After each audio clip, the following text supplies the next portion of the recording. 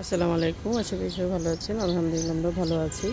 গতকালকে আমার ছাদে কিছু কাজ হয়েছে, তো আমি বাইরে গিয়েছিলাম, এই জন্য আর তখন উঠতে পারিনি।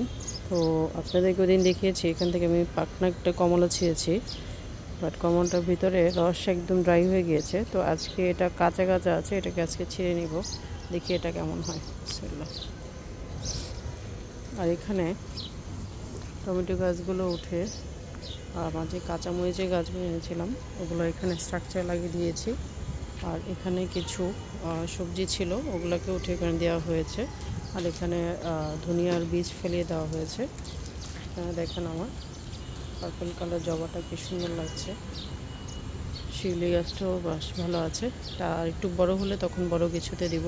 এখানে আমার এই যে ডুমুরটা, সবগুলো গোলাপ গাছ থেকে সুন্দরভাবে পাতা বের হচ্ছে।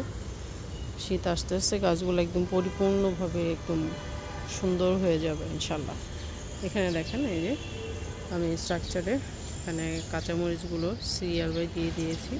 ওই সাইড দিয়ে দেওয়া হয়েছে আপনার সবজিগুলো, ফুলকপি বাঁধাকপি দেওয়া হয়েছে। আর এই সাইড দিয়ে কিছু টমেটো দিয়ে দিয়েছি এখান থেকে উঠিয়ে। আর কিছু বেশ কিছু আছে, তো বেশি দিলে অনেক বেশি ঝাঁকড়া হয়ে যায়, এই জন্য অল্প দিতে বলেছি। যে স্ক্যাপ না থাকলে গাছগুলো তাদের স্পেস পাবে না, জন্য বলেছি লাইট করে দিতে। এভাবে দিয়েছে। এগুলোকে আমি বাঁশের ফালি এনে এখানে 4টা করে বসিয়ে এখান থেকে সুতো দিয়ে বেঁধে দিব, যাতে গাছগুলো এখানে ঝোপালো না হয়, সোজা উপর দিকে উঠে যায়। তো এটা আর একটু পরে করব, এটা এখন করব না। আর একটু বড় হতে হবে গাছগুলো, আর একটু বড় হলে তখন চারপাশে বেডের মতো করে দিয়ে সুতো দিয়ে বেঁধে উপর দিকে উঠিয়ে দিব। তো এই তো। আর শসা গাছে হচ্ছে কিছু দেওয়া হয়েছে, দেখা যাক পরবর্তী শসাগুলো আমি খেতে পারি কিনা, কারণ প্রচুর তিতা হয়ে গিয়েছে শসাগুলো, জানি না কি কারণে। তো দেখি, ওষুধ টষুধ দিয়েছে, এখন দেওয়ার পরে কি অবস্থা হয় দেখা যাক, খাওয়া যায় কিনা। আশা করি ইনশাল্লাহ খেতে পারবো।